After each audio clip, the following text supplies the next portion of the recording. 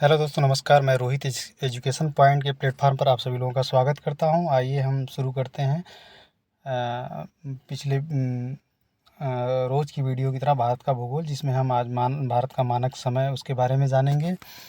और भारत का जो मानक समय है वो कौन कौन से प्रदेश से होकर गुजरता है। भारत में जो है समय का निर्धारण इसके आधार पर किस तरह से किया जाता है, और ग्रीनविच से भारत के मानक के समय में कितने घंटे का अंतर है, और वो अंतर किस तरह से निकाला जाता है। 1 डिग्री में कितने मिनट जो है पृथ्वी लेती है घूमने में। ये सारी बातें हम इस वीडियो में कवर करेंगे, और अंत में एक अभ्यास प्रश्न रखेंगे जिसका जवाब आप लोग कमेंट सेक्शन में बताइएगा। तो हम शुरू करते हैं। विश्व में भारत की स्थिति। भारत की जो स्थिति है वो विश्व के ग्लोब पर कैसे है, उसको हम यहाँ से देखेंगे। भारत की प्रमाणिक माध्य रेखा अथवा भारतीय मानक समय Indian standard time 82 degree 30 minute पूर्वी देशांतर से लिया गया है। यह देशांतर रेखा इलाहाबाद यानी वर्तमान में इसका नाम प्रयागराज हो चुका है, मिर्ज़ापुर आदि स्थानों से होकर गुजरती है। भारतीय मानक समय इंडियन स्टैंडर्ड लाइन ग्रीनविच मध्य से 5 घंटा 30 मिनट आगे है। भारत के बृहत अक्षांशीय विस्तार के कारण गुजरात से अरुणाचल प्रदेश के स्थानीय समय में लगभग 2 घंटे का अंतर पाया जाता है। अब ये चीज़ें जानने की हैं कि हम ग्रीनविच से भारत का जो मानक समय है उसके मध्य ये जो 5.5 घंटे का अंतर है ये, या भारत में जो अरुणाचल प्रदेश और गुजरात के मध्य 2 घंटे का अंतर है, ये कैसे हमें पता चलता है, इसको भी हम इस वीडियो में समझने की कोशिश करेंगे। अतः प्रशासनिक व अन्य कठिनाई से बचने हेतु 82 डिग्री 30 मिनट पूर्व यामोत्तर यानी देशांतर को भारत का मानक समय चुना गया है। भारतीय मानक समय की यामोत्तर रेखा उत्तर प्रदेश, मध्य प्रदेश, छत्तीसगढ़, उड़ीसा, आंध्र प्रदेश कुल 5 प्रदेश से होकर गुजरती है। ये बहुत ही इम्पोर्टेंट है। किसी भी किसी भी एग्ज़ाम में ये प्रश्न बन के आ सकता है कि जो भारत का मानक समय है वो किन किन प्रदेशों से होकर गुजरता है। यानी कि भारत का जो 82.30 डिग्री देशांतर रेखा है। और प्रधान यामोत्तर 0 डिग्री के पूर्व एवं पश्चिम दोनों ओर 180 डिग्री तक देशांतर रेखाएं होती हैं, तथा कुल मिलाकर 360 डिग्री तक देशांतर रेखा होती है। ये सारी चीज़ें हम इसमें समझने की कोशिश करते हैं। तो जैसा कि हमने बताया कि ग्रीनविच से जो भारत का मानक समय उसमें 5.5 घंटे का फ़र्क है। इसका निर्धारण कैसे हुआ, और अरुणाचल प्रदेश से गुजरात के बीच 2 घंटे का समय, इसका निर्धारण कैसे हुआ, ये हम इस वीडियो में समझते हैं। जैसा कि ये गुजरात वाला हिस्सा है, यहाँ से एक देशांतर रेखा गुजरती है, और ये अरुणाचल प्रदेश वाला हिस्सा, यहाँ से एक देशांतर रेखा गुजरती है।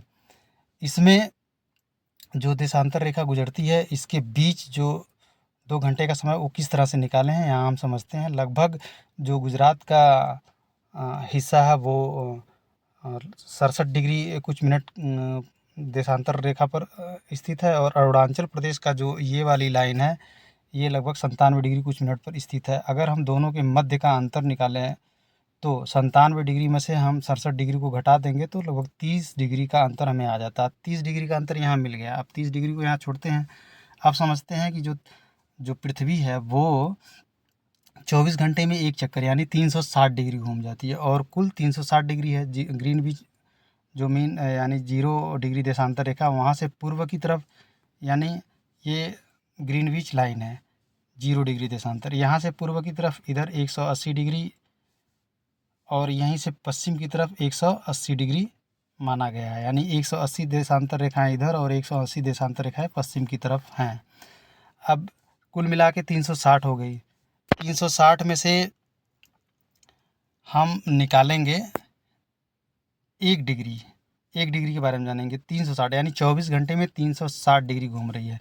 24 घंटे को हम मिनट में अगर कन्वर्ट करते हैं तो 24 घंटे को मिनट में कन्वर्ट करते हैं तो 1440 मिनट हमारे पास आता है। अब 1440 को 360 से अगर हम भाग दे दें तो हमें जो है ये निकल के आ जाएगा 1 डिग्री का मान, यानी 4 मिनट। 4 मिनट निकल के आ जाएगा, ये 1 डिग्री का मान है। अब इसके बाद 1 डिग्री में 4 मिनट का समय लगता है, तो अब हम किसी भी डिग्री को 4 मिनट से भाग दे के ये निर्धारित कर सकते हैं। तो जैसा कि हमने यहाँ घटा के देखा था कि भारत का जो पूर्वी से पश्चिमी हिस्से का अंतर है वो 30 डिग्री का दिखा रहा है। तो 30 डिग्री का दिखा रहा है। अब यहाँ 30 को 4 मिनट से हम गुणा कर देंगे तो 120 मिनट आ जाएगा। इसको हम आगे समझाने के लिए थोड़ा से मिटाते हैं। अब ये हम समझ लेते हैं कि 1 मिनट में 1 डिग्री में 4 मिनट का समय ले रहा है। तो 30 डिग्री में तो 4 तियाँ 12, 120 मिनट यहाँ हमारा आ जाएगा। 120 मिनट। अब 120 मिनट को अगर घंटे में हम बदलते हैं तो 2 घंटे का, तो इससे पता चल गया कि यहाँ से यहाँ तक 2 घंटे का फ़र्क आता है। अब इसके बाद हम समझते हैं कि जो आगे है, यहाँ ये स्पष्ट हो गया कि 2 घंटे का समय यहाँ से आता है। अब हम इसके बाद समझते हैं कि भारत का जो मानक समय है वो 82 डिग्री 30 मिनट कैसे निर्धारित किया गया, क्यों नहीं और आगे पीछे यानी 83, 84 या 85 निर्धारित किया गया। तो इसको इसलिए किया गया क्योंकि ये बीचों बीच है। अब बीचों बीच कैसे आया उसको हम समझते हैं एक बार। ये जो गुजरात का देशांतर रेखा है वो हमने जैसा कि पहले बताया कि लगभग 67 डिग्री पर स्थित है। अब हम 67 डिग्री में ये 30 मिनट हमने ये निकाला। 30 मिनट को अगर हम 30 मिनट को 15 से डिवाइड कर दे तो 2 घंटे का फासला ये आ गया, यानी कि 1 घंटे में 15 डिग्री। 2 घंटे का फासला दो के बीच का अगर हम मान निकालेंगे तो 15 डिग्री गया। 15 डिग्री को ये जो 67 डिग्री है इसमें हम प्लस 15 कर देंगे तो ये 82.30 आ जाएगा। 82.30 यानी कि यहाँ से यहाँ के ठीक बीचों बीच 82.30 मिनट का देशांतर रेखा निर्धारित हो रही है। इसीलिए इसको जो है 82.30 डिग्री को ही देशांतर रेखा माना गया है। यहाँ से हम भारत के समय को निर्धारित करते हैं कि कितना समय हो रहा है। इस तरह से हम किसी भी डिग्री पर जाके ये जान सकते हैं कि कौन से देश में कितना टाइम हो रहा है। अब इसको यहाँ एक चीज़ और हम समझने की बातें हैं कि जो ये ग्रीनविच यानी 0 डिग्री देशांतर रेखा है इसके इधर 180 डिग्री है और इसके इधर 180 डिग्री।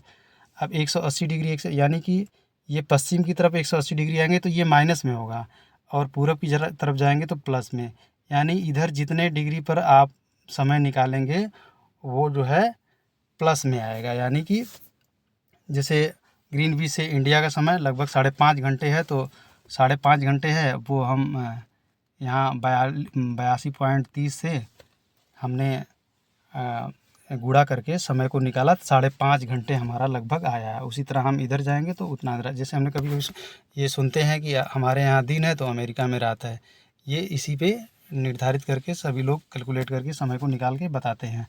आगे हम जानेंगे। सभी देशांतर रेखाएं पृथ्वी को बराबर भागों में विभाजित करती हैं, इसलिए इन सभी को महान वृत्त कहा जाता है। ये तो क्लियर हो गया। जो देशांतर रेखाएं हैं वो पूरी पृथ्वी को बराबर बराबर भागों में बांटती हैं। ये सारी रेखाएं काल्पनिक हैं।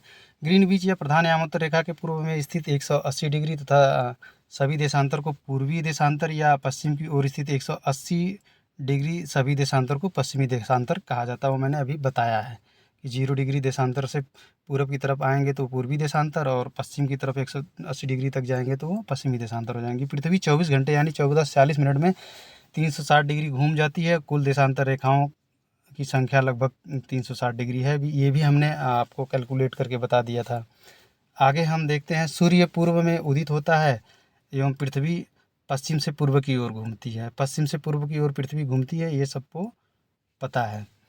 इसके बाद अतः 0 डिग्री प्रधान यामोत्तर से पूर्व की ओर जाने पर ग्रीनविच मीन टाइम जो है वो आगे की तरफ होता है और पश्चिम की तरफ जाने पर पीछे की तरफ। ये भी हमने पीछे आप लोगों को समझा दिया। अब आगे देखते हैं। 0 डिग्री से 180 डिग्री पूर्व की ओर जाने पर 12 घंटे की अवधि एवं यह ग्रीनविच समय से 12 घंटे आगे रहता है। ये भी हमने बता दिया कि अगर पूर्व 0 डिग्री देशांतर रेखा से पूरब की तरफ जाएंगे तो 12 घंटे का फ़र्क आ जाएगा। 180 से आपका जो मैंने 1 डिग्री 4 मिनट का समय लेती है उस हिसाब से हमने कैलकुलेट किया तो 12 घंटे आया है। इसके बाद सेम वही नियम जो है पश्चिम की तरफ भी लागू होता है। वीडियो को थोड़ा से समझाने में ये लंबी हो रही है। फिर इसके बाद 180 डिग्री पूर्व एवं 180 डिग्री पश्चिमी देशांतर में कुल 24 घंटे अर्थात दिन एवं रात का अंतर पाया जाता है। जो अभी मैंने बताया कि हमारे यहाँ दिन तो अमेरिका में रात होता है, ये वो बातें हैं।